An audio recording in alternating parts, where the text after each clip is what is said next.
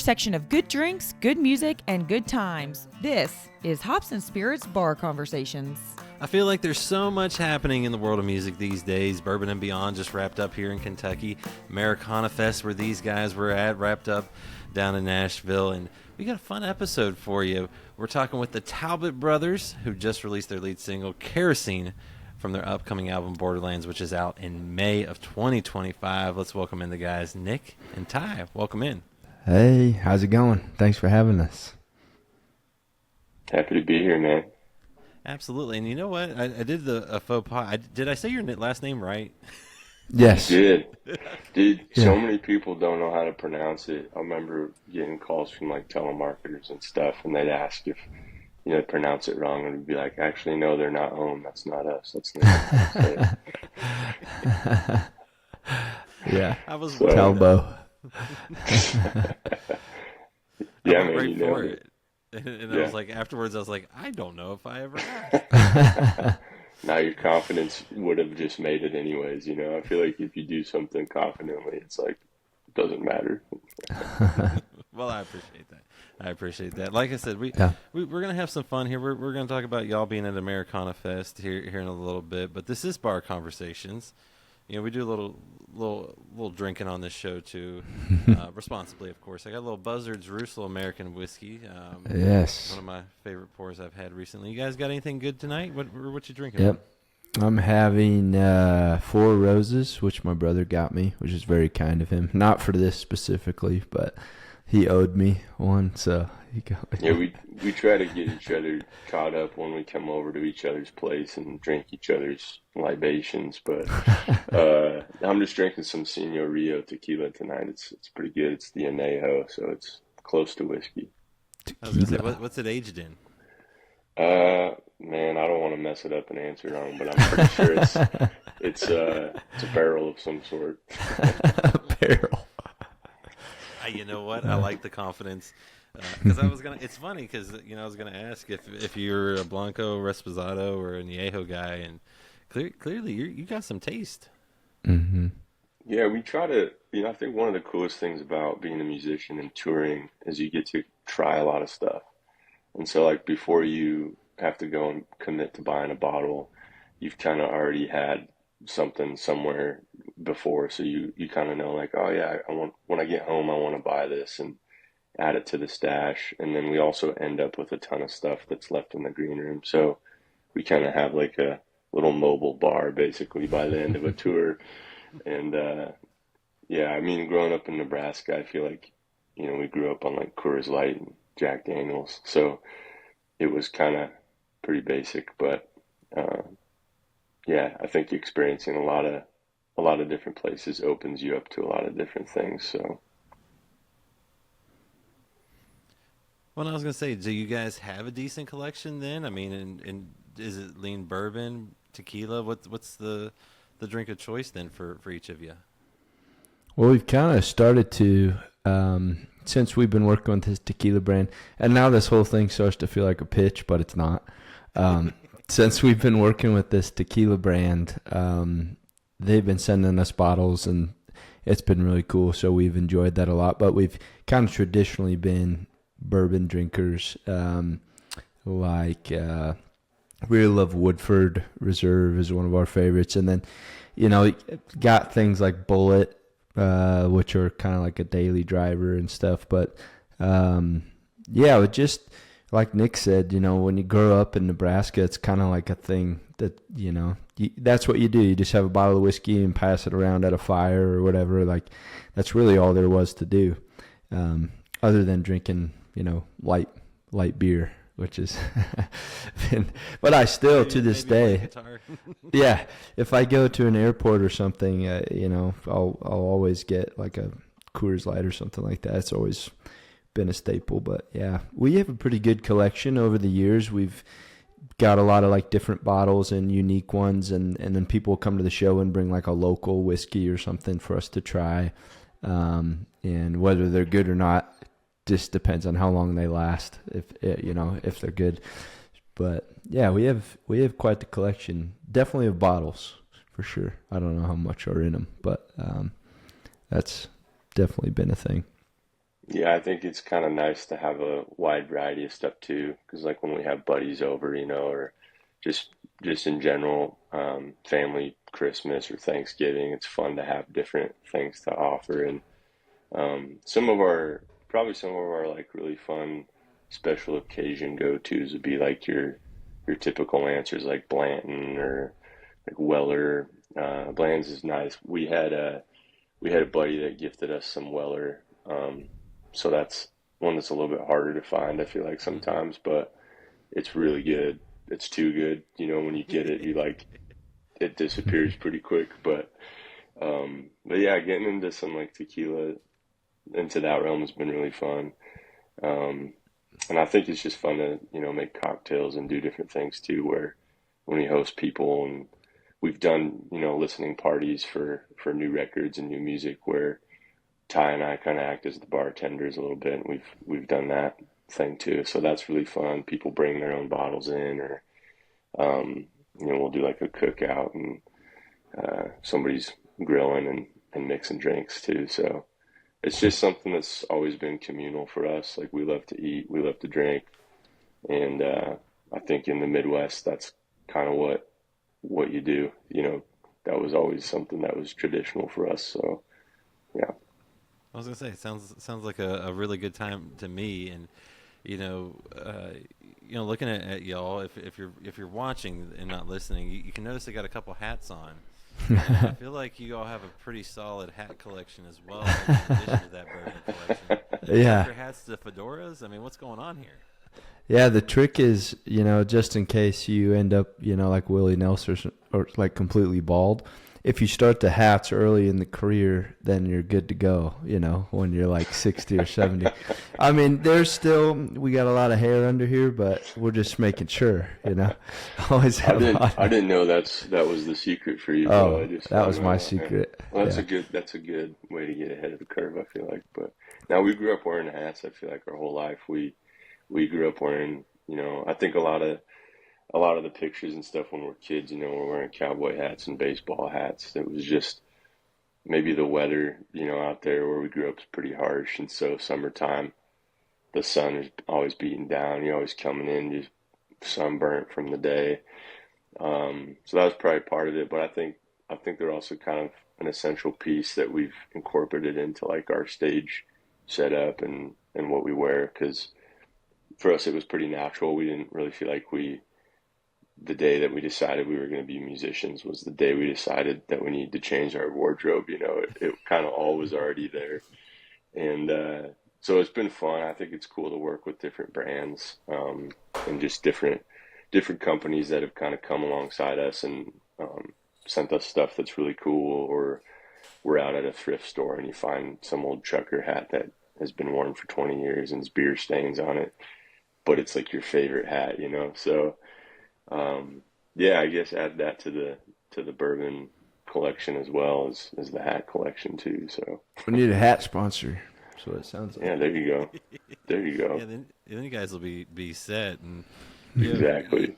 you talk about kind of growing up, where you guys did. Y'all grew up in a pretty musical family. I mean, I think I read where music was on pretty much all the time in your house. Yeah, our dad was in a Eagles cover band in high school, which he doesn't talk about that much, but I think it's pretty cool that he did that. And so he had a guitar from that he kept for years and played off and on, but not that much.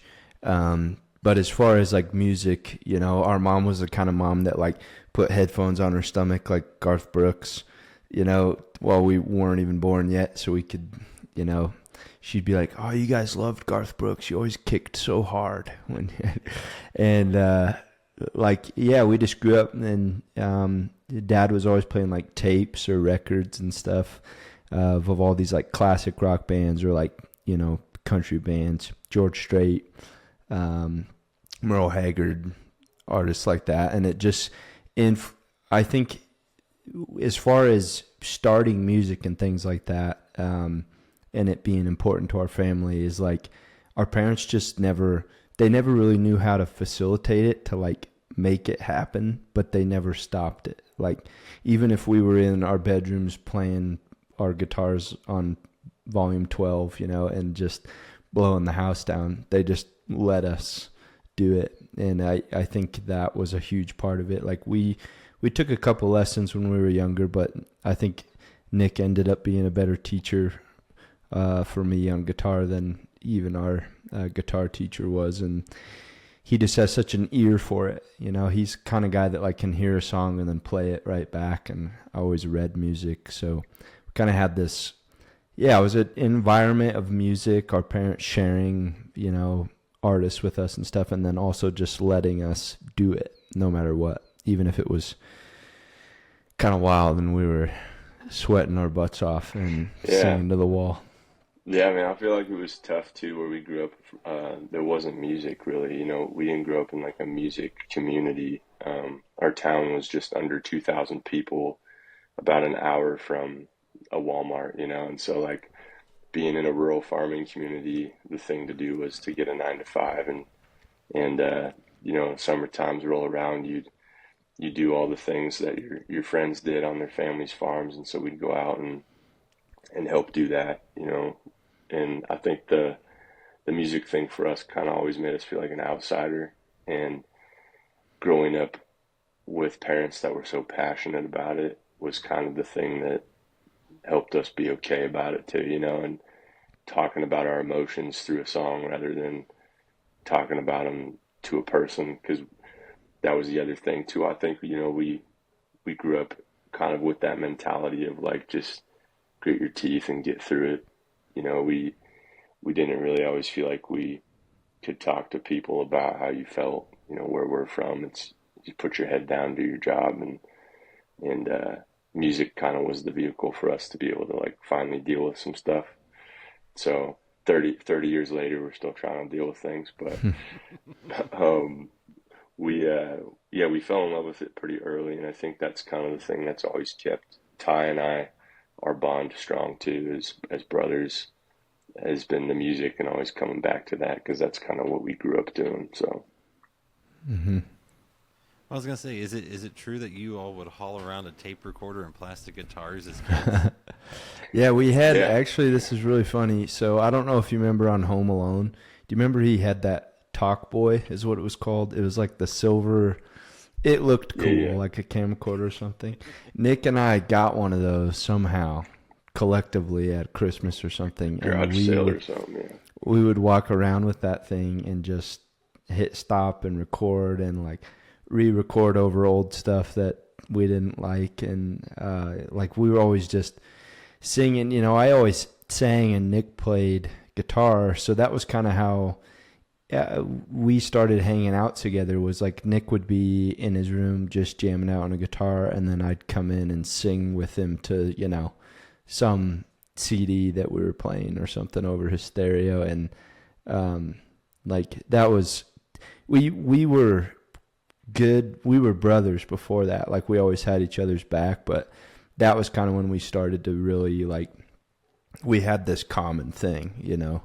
Like in high school, he was football and I was a runner, and he was in music too, but not so much in the like, I don't want to say nerdy, but kind of nerdy way that I was about like choir and band and stuff. He just always loved it, and so we didn't really do that much together. And then when we started singing, you know, to the same songs and stuff, where he like, I remember specifically when I was younger, he'd like step away from the mic and it'd be like, that's my turn to sing. You know, when we were jamming out. And so we just kind of started to do it like that. It was pretty natural for us. And then he went to college, and I probably hung out with him in college more than I hung out with my own friends back in high school. And Nick would skip class and we'd work on songs and stuff like that. So it was oh man, yeah, I remember Ty was so young, man, he couldn't even get into the bar. And so, you know, during college when he'd come stay, went to college in Nebraska too, so it was pretty redneck, and some of the bars that we played to back then were like little hole in the wall spots, but they were the best people. And he wasn't 21, you know, so we'd sneak him in, he'd jump over the fence, and he'd have to wait about 3 or 4 hours as the dinner crowd left and the night shift came over. Then we got on stage and we'd play, and we did that for the first tour that we did as well. You know, we remember sneaking them into bars and man, Chicago and New Yeah. York and all these different places to try to play. And, We're still barred from that bar in Chicago. They you're don't still barred from that bar. Oh, I thought it was as a band. That's just me. That's Okay. probably both of our mugshots are backstage, no doubt. Yeah, I think the fun part about it too was it was the way that we connected, and our buddies that were playing with us too. It was the thing we did growing up, and we didn't really know it was going to be something we did as a career until we started getting on the road outside of our home state, and we realized people were coming out to these shows, and we were making friends with people that we met in Minnesota or Utah, and it was like, is this normal? We were shooting from the hip as kids from Nebraska that didn't really have any sort of knowledge on the music scene at all. We didn't know what it looked like to build a management team, to have a booking agent. We were just cold calling and emailing places, asking them if we could show up and play, and we did that for quite a while. So I guess we're still here. Somehow. One place that you're not Yeah. back in. Not still in that bar in Chicago, but No.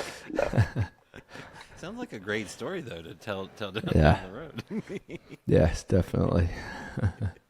Well, you guys talk about being able to kind of you growing up together and kind of getting that love of music together eventually. Like, what music did you all grow up on then? Because like you said, there was music in the house, Dad doing the Eagles cover band, Mom playing, country music, different things like that. What music did you grow up on? Because I'm guessing you both probably didn't like the same things all the time. That's correct.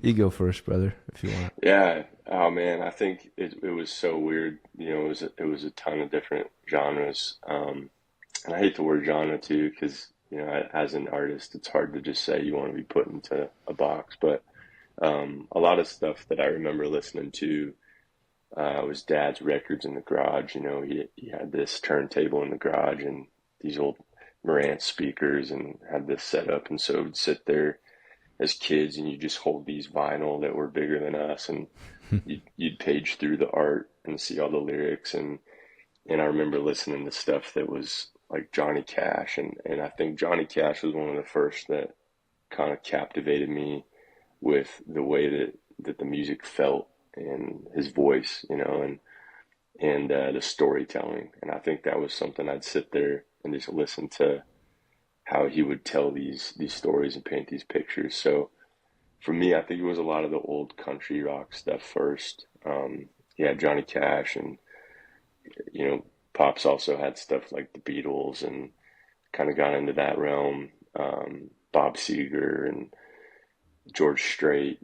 I think it was just Led Zeppelin. It was just like this wide variety of music, and every time he'd put a different vinyl on, it was just like you were waiting to kind of hear what noises were going to come out. And we didn't go to shows, we didn't have concert venues or anything like that either, and so we went pretty much 17, 18 years before we went and saw live music, being performed somewhere. And so like growing up on that type of stuff, and then you get into like the middle school years, and then you're into like punk rock, Blink-182, and I had like a little punk rock band for a while, and played like school dances, and we were terrible, man, terrible. But so we did like the punk rock phase for a little bit. We kind of came back to the singer-songwriter stuff, and some of the Americana and all that. And I won't speak for you, bro, but I feel like you were on a little bit different trajectory. Yeah. I definitely liked the singer-songwriter stuff more from the start, like folk years, more like, where you could like understand the words kind of thing. Like when Nick and I went through our Blink-182 phase, I think we kind of had to, because we were playing school dances, and like that's all anybody wanted to hear was like all the small things, all the small things. That's all they wanted. So we did that, but I think we both were like really drawn to the like songwriter country genre, especially being from Nebraska, you're like surrounded by that constantly. So I think when we were playing Blink 182 or whatever, it kind of felt like a rebellion a little bit to whatever else when everyone else was listening to, which was cool. But yeah, we definitely like came to a place in college where Nick and I were definitely doing more of like the songwriter thing, because we had some opportunities to play in like coffee shops or especially coffee shops when we started, because before you can get in the bars, because I wasn't old enough, that was all we could do. And we would basically play a coffee shop until we were too loud to play there anymore. And they'd be like, oh, okay, you need to go to a bar or something because you're so loud. So that is definitely how it started. And then I think we both really loved songwriting. Like when I listen to an artist now, if the music's really good and everything, I can love it. But if I can hear the words and understand the like story or the message they're trying to send, I connect with it even more. I mean, it's always been a thing. Like listening to the classic rock bands Dad used to play, like, they're not really, I don't mean to discredit, Steve Miller Band, but it's like big old jet airliner, it's like, okay, this doesn't mean anything to me, but it's just like a fun song to listen to. So we had that, but I think you too, brother. I feel like we always just cared about the songwriting process, and like we're so meticulous with the way, not to jump ahead or anything, but we're so meticulous with the way we write and how we make sure that every line connects with the last and the next. And it was never going to be just like punk rock for us. That was a very short phase. Yeah, I think we were just filling a void there for a little bit. Yeah, just like playing loud guitar at the time. Yeah, and I think as a teenager, you have so much angst in your blood, you had to do something to get rid of it, So yeah. So what much about angst. you, Jonathan? Like, yeah, let's ask him. Yeah, well, like when you were growing up and stuff, do you feel like your music interests changed as you got older, or are you still listening to the same stuff? No.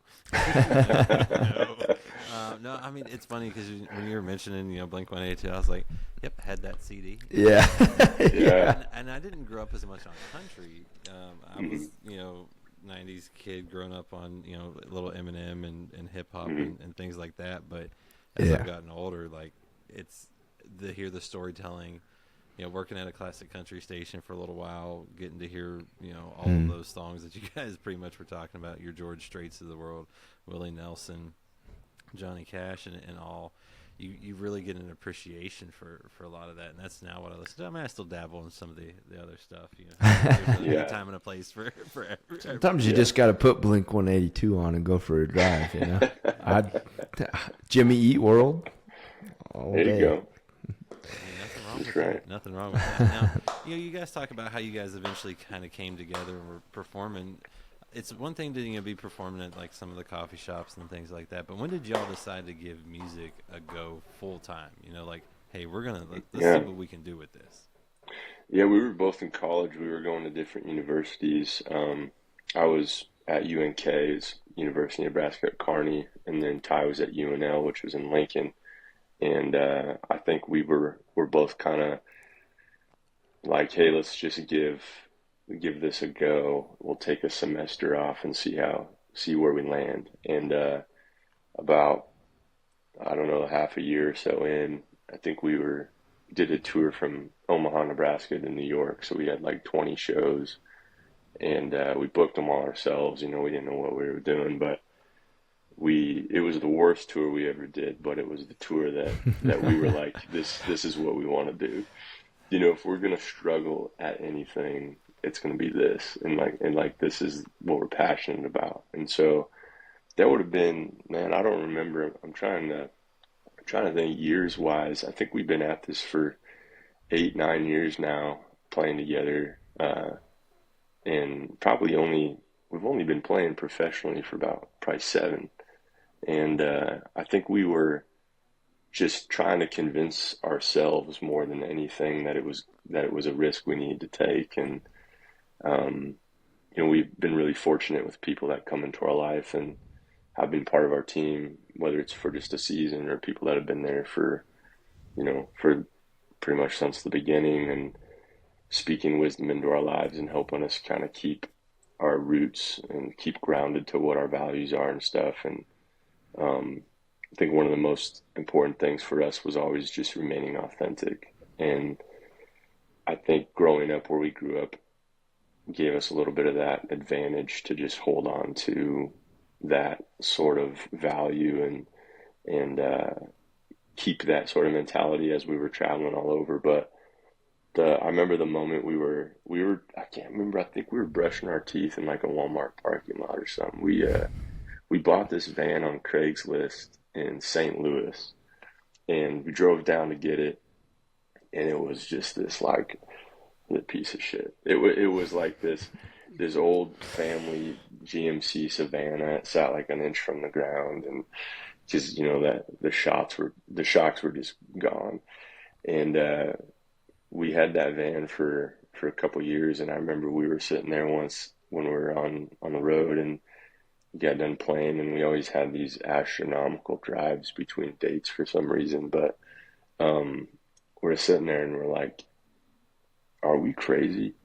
Like, is this what we're doing? You know, and then you get to the next town and you do another show, and people would start coming out, and they'd bring their friends, and slowly we just built this really grassroots fan base. And it was super humbling, you know, because we'd go to these towns that we hadn't been to for 8 months, and you'd show up again and they're like, oh yeah, I saw you last time you were here. And they brought 10 of their friends, you know, and that's kind of for us, I think, you know, when we were like, maybe we're not crazy, you know, maybe there is something to this. And we felt like we had something to say musically, and we wanted people to share in that with us and create that atmosphere, you know. And I think over time it just slowly built. You know, we're definitely not an overnight.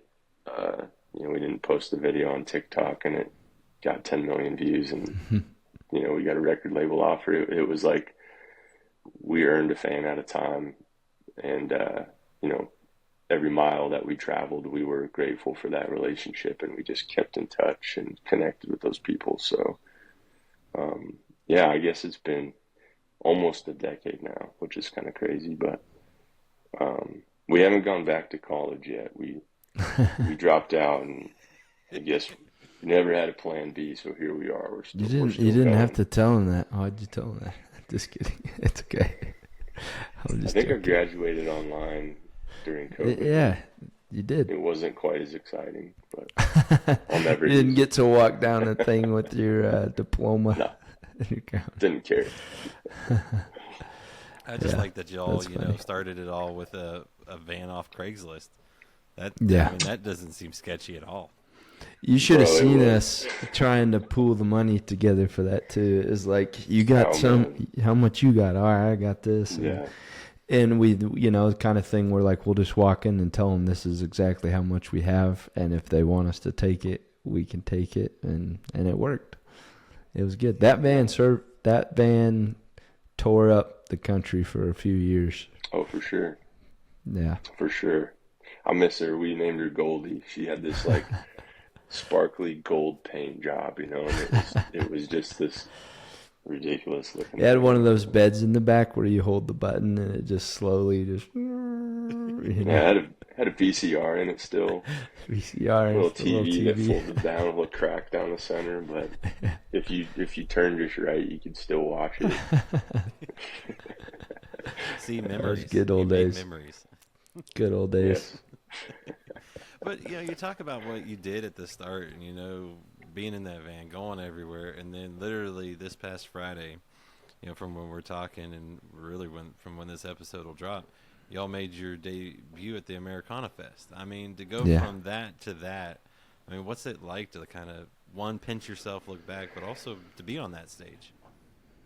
Yeah, it's humbling, because I think when Nick and I started, if you can tell by now, we just didn't really believe that we just kept doing it, and we worked other jobs and things to make ends meet, but I never imagined when we first started playing bars and things starting out that it would get to the place it is now. And if you'd have told me back then that this was going to happen, I'd be like, no way, that'd be awesome.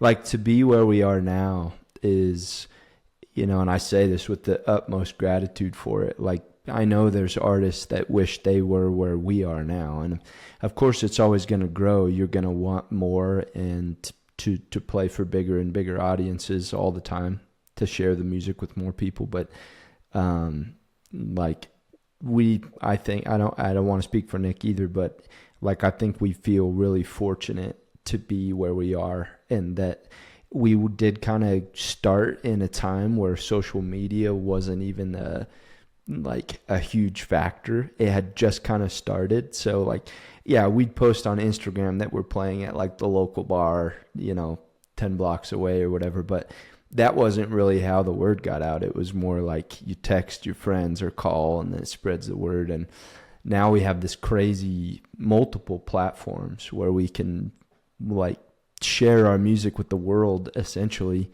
People that wouldn't hear it as soon as they do with like TikToks. And though we're like, I think we're reluctant to do that thing because, again, we grew up watching artists that would be on the radio in a town for a couple weeks and then they'd go play a show there, and that was your only access to them. So it was like even more exciting. Like, what are they doing when they're not here in this town? They're at another. And for us, it's very much like there's more of a demand for an access, which is totally fine because you have to do it. But it's like they want to see just what you're doing on your normal day. And I think Nick and I are both like, well, we still just, what's that one SNL skit where he's like, I put on my pants the same as everyone else, but when I do, it's not like gold records. It's not gold records, but I'm just saying, like, you have to find this balance between like being accessible and then also doing the thing where like it is a special thing when you come to town and play a show.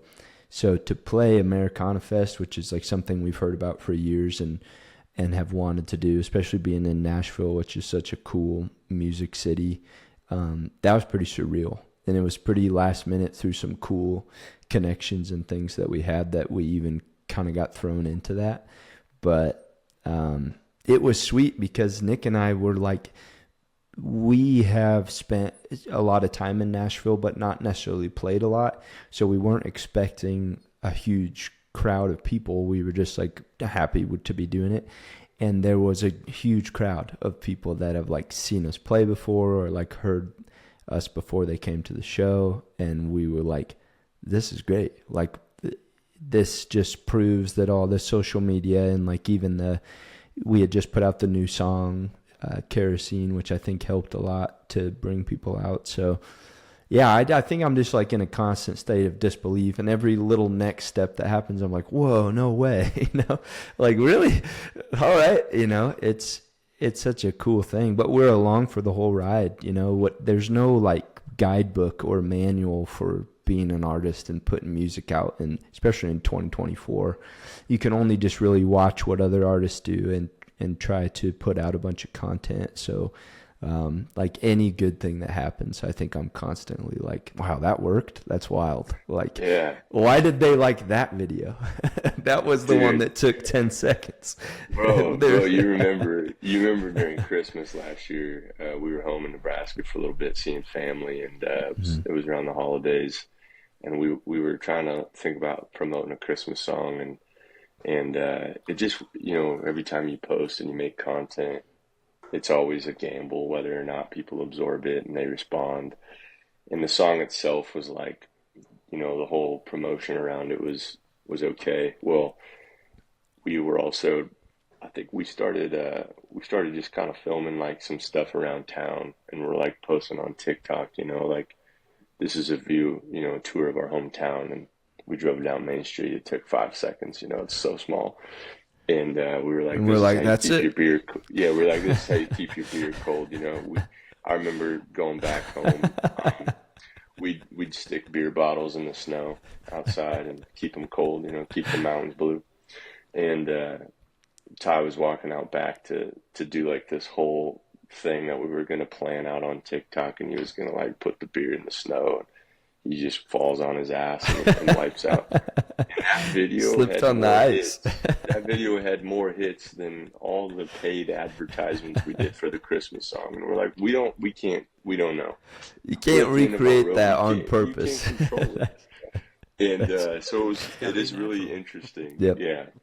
And I think one of the cool things about being brothers too is, when we're talking about moments that we share where we look back and we think about the days when we were touring in that Craiglist van, and then, playing bigger stages and theaters and festivals now, it's really cool to have gone through that with your sibling, with your brother, and think about the times before when we were kids, kind of dreaming together what it would look like, and then getting to share those moments with your family.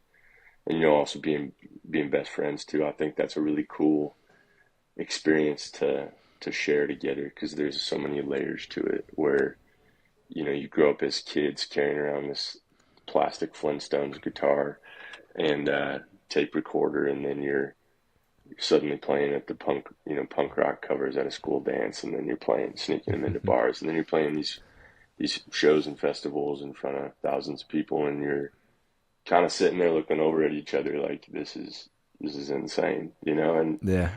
But all the while you keep that same like humble mentality that we're just super grateful that people listen, and they want to be part of it, and we're grateful that we get to just be part of their lives too, so it is a pretty cool thing.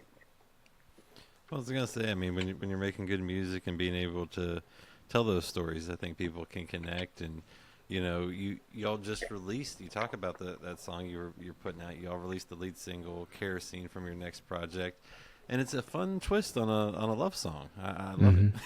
Yeah. Thanks, well, man. you know what? Love has always been a little bit complicated for me and Nick. I think it's been a struggle of trying to understand and be understood, and it is a difficult thing to be in a relationship with an artist. We aren't necessarily like a Taylor Swift type that's like, if you break up with me, Travis Kelce, there's going to be a song about you after this. Like Nick and I aren't like that, but we do think that that's one of the most important parts of life, is like sharing it with someone, because I think we both want that. To, even though this life that we have is kind of crazy and wild and unpredictable, and how much are you really home? It's like you don't want to be alone either. So there's like this idea of this song, I think, is sort of telling the partner in the song that you're with. It's like a twist on a love song, like you said, that you do this thing that is so crazy and wild, but that there is someone who holds more than that with you. And I think you could die on the hill of being like, oh, I'm so dedicated to my job and my passion that like that's the only thing that matters. But it isn't.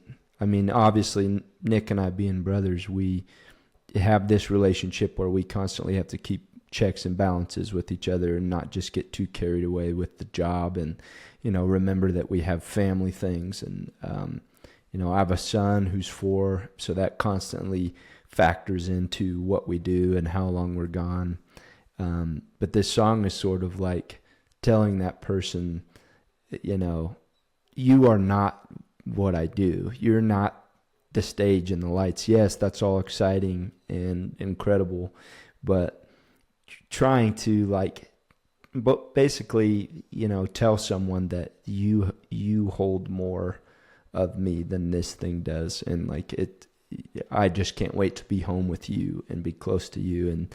And we kind of talk about like small town thing in there and stuff too, which is cool, where we sort of talk about how Nick and I have basically not known how to talk to girls our whole lives. It's basically just been like, you go to the bar and hopefully one walks up to you, maybe she doesn't, it's just been, and playing a show is a cool thing, because that's a conversation starter with people we've met, and through what we do. But for me, that song is just kind of like, I'm going to do this thing, and I want you to come along, and I want you to know that you're important in a different way than this this job, I guess, kind of the constant struggle, work, family, life type of thing.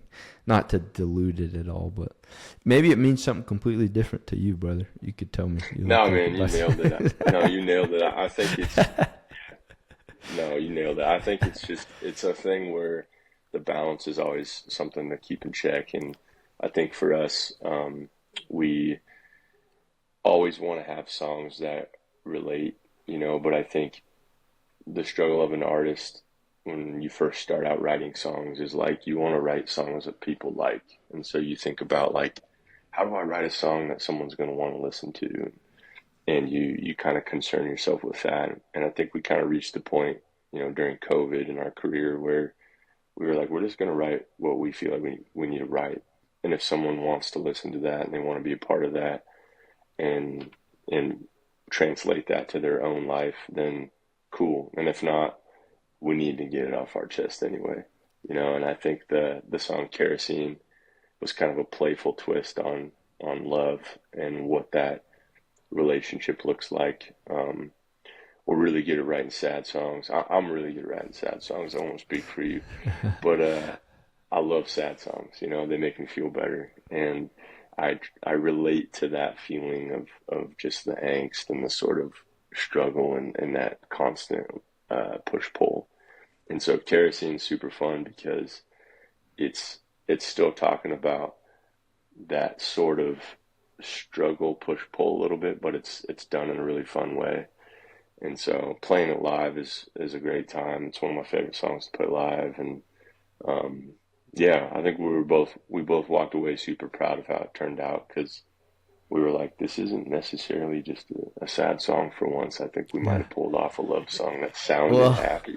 We've been calling it a cowboy trick, which is, we just call it that because it's basically a sad song, but it sounds happy. So like the song is like, if you look at the lyrics, whoever wrote it, I don't know, the Talbott Brothers or something, I don't know. Yeah, they were sad about this situation, but we're like, we can just flip this and make this happy. We can dance to this. So I was gonna say you got a little upbeat action on you're trying to kind of convince that person like this is gonna be good. It's gonna be great life if we can do this together. And I don't know. I think it was fun. It's one of my favorite songs to play live too. I think every time it comes up on the set list, when we're at a show and Nick and I are playing, we always look at each other like, oh yeah.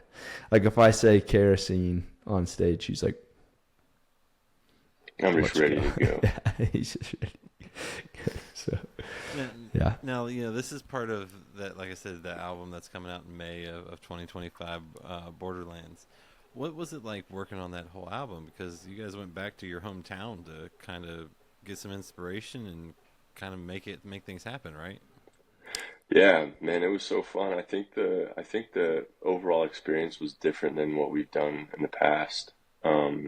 When we've recorded records, we've kind of had this sort of start and point take where we can say, okay, if we're gonna record these songs, they all need to fit in this exact box of a theme, and they need to feel a certain way, start to finish. And I think with Borderlands, even the title itself kind of left us to be able to explore a little bit, where we wanted to say, hey, we're gonna do this record, but we're gonna figure it out as we go.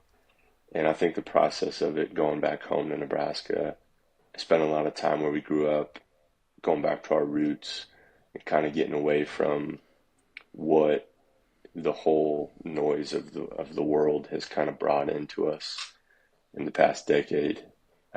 We wanted to kind of hit reset and make it about the songs. And if we could write a song that was translated on a guitar without any of the other stuff around it, and it felt good enough to put on a record, then that was kind of our goal. And so I think for both of us, it was really cathartic. We both kind of walked away from recording all these songs feeling like we'd kind of found ourselves again. We weren't really trying to write for a certain crowd. We weren't trying to create music that we thought people wanted. We were just doing what felt fun again, kind of falling back in love with the songs. And the title Borderlands kind of came from that place between heartbreak and healing, and going to that new space, pushing yourself all the way to the edge and exploring what it felt like to kind of get on the other side of the grief and the sadness, and explore what that felt like to experience joy alongside of that stuff too. So it was definitely a different record. I think we were probably pretty hard on ourselves for this project, and I think the songs themselves kind of came out a little bit more effortless than in the past. So I don't want to speak for you, bro. Maybe you felt yeah. that. No, I love that. Yeah, it did. Thinking back on this one, it did feel pretty effortless. Felt like we were just, the songs were flowing and felt natural to what we do. It didn't feel like we were trying anywhere too hard. I like that. That was a good description. Yeah, and Kerosene kind of felt like a good first lead single because it was a little bit more peppy too. So yeah. I was gonna say, what can folks expect from the rest of the album then? We've got all the emotions still. I don't want people to doubt that, like, just hear this song and think like, man, they turned over a new leaf. They're happy now. No, we're not overall that happy. We're still sad a lot of times. But no, I think we did try to find that balance of like starting to enjoy life again after Nick and I both had some couple hard things. And, you know, since 2020 and everything, everyone has. It's just been complicated. Life seems more complicated. We tried to move into, like, singing about things like this again. Kerosene being one of them, where, like, you're just happy. And we've got another song on there called By My Side, which is just, for me, basically about, like, being a friend. You know, if you have somebody there, no matter what, thick and thin type thing. To kind of reflect on some of those good things we had in our lives too, instead of just all the pain and everything. But that stuff's still there too. I mean, I don't think anyone that listens to the new record as it comes out here over the next year, I don't think anyone's going to be like, whoa, this is so different. I think they're going to be like, okay, this is still the stuff I've been listening to for so long. But also, like, there's some bops in there that you can, like, get down to a little bit, and I think that's kind of what we wanted. The last record we did an Indiegogo for, and it was kind of during that whole COVID area, so we were sort of like mad scientists, I feel like, with our producer, just adding as much as we could and, like, making this super grand, like, big sounding thing, which was fun for us to stretch because we had never really done anything like that. But yeah, Nick and I talked about, after the last record we did, Letters, we both just talked and we're like, where do we go from here? And I think Nick and I were both like, well, I think we go back, because if we stretched with this last record and kind of got, like, new fans that hadn't normally heard our music, our original fans, I think some of them were kind of like, okay, we trust you, like, whatever you're doing, we still love you. But I think with this one, like, we kind of hit both sides of that, or it just feels like a stride.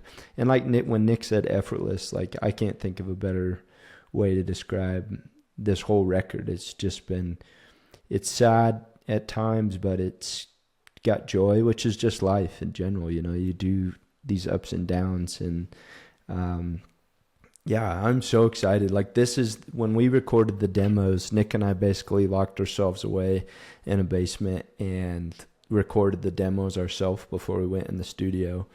And I think we both walked away from that just like, these songs are some of the, like, truest and the most fun we've had making songs, and, like, honest. I think we've always tried to be honest, but I think this one was, like, really honest. I think going to that space where we felt like kids again with the tape recorder. You know, we were back where we grew up in Nebraska, and we were roaming around the same places we did when we were 7 years old. And I think we had such a, like, I don't know, it was like an out of body experience. I think a little bit, not to sound so cheesy, but being back where we had fallen in love with the music and creating a record that allowed us to fall back in love with that music again was really special to us. And we didn't have any of the bullshit surrounding it with having to be here and there at a certain time and having to do a process a certain way because somebody said it had to be done a certain way. We were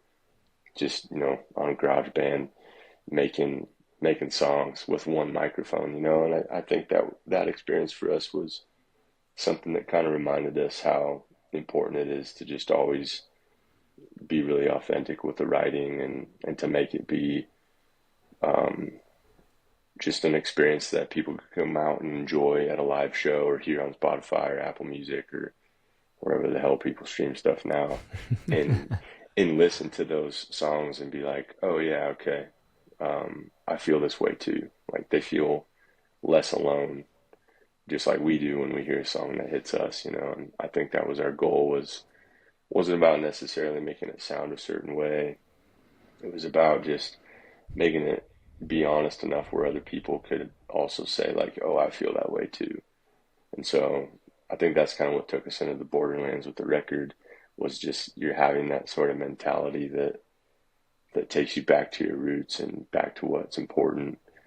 And I think starting out the way we did and being through what we've been through up until this point, I think made us appreciate the process a lot more. So, and it was just a damn good time.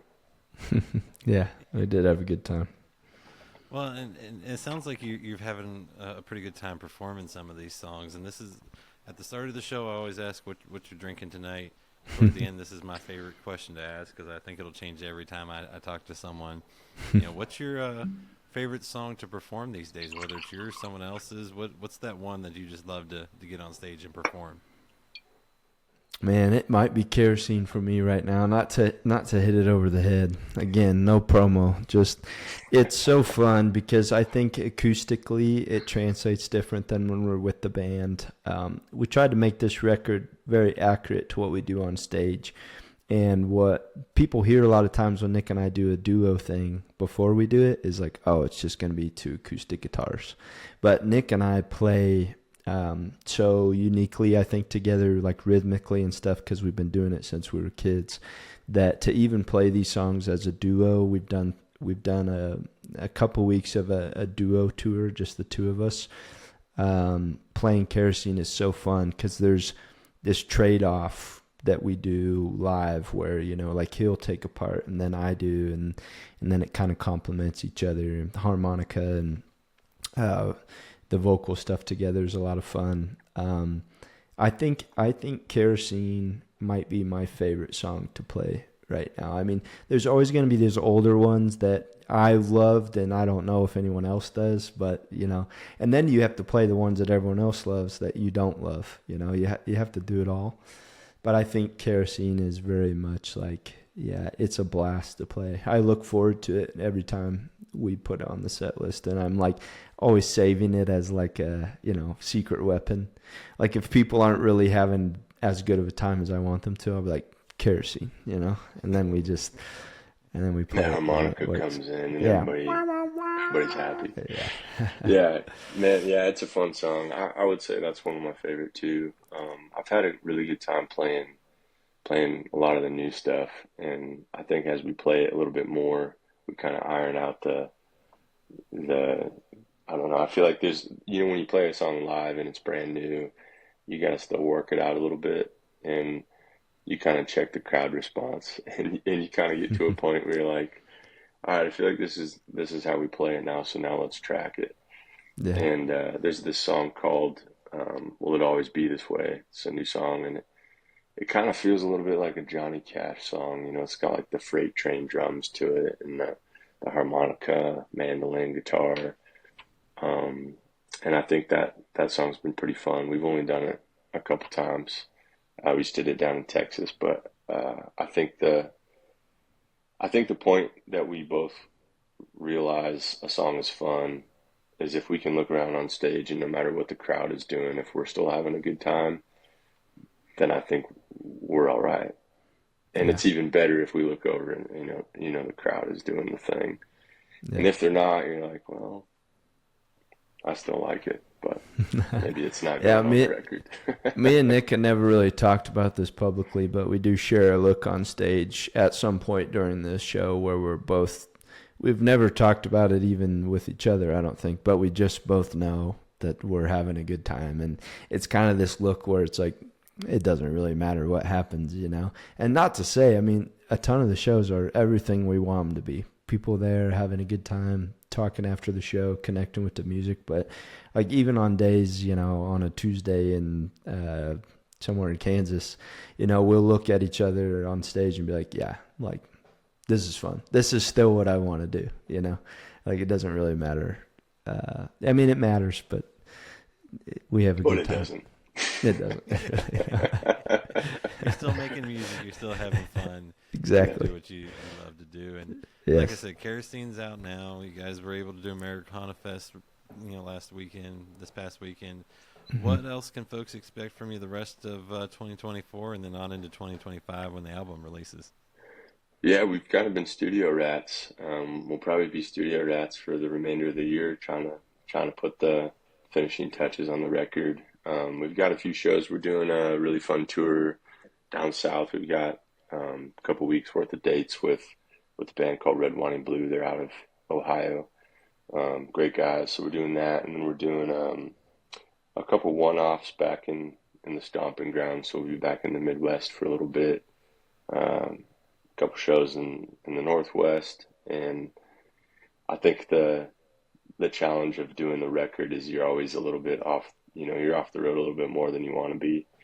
But it's been important, I think, for us to kind of focus in on that. So next year will be a pretty fun year and exciting. We'll have a ton of tour dates and show announcements and stuff coming up. So we'll be back to the norm in 2025. I like it. A lot to look forward to, it sounds like. Yep. Well, Nick, Tyler, thank you for sharing a drink with me, talking a little bit about Kerosene, which is a fantastic Absolutely. song. I can't wait to see where you guys go with Borderlands. And, yeah, man, cheers, y'all. Cheers, brother. Thank you. Appreciate you having us. Find more from Hops and Spirits at hopspirits.com. Thanks, everybody. Bye.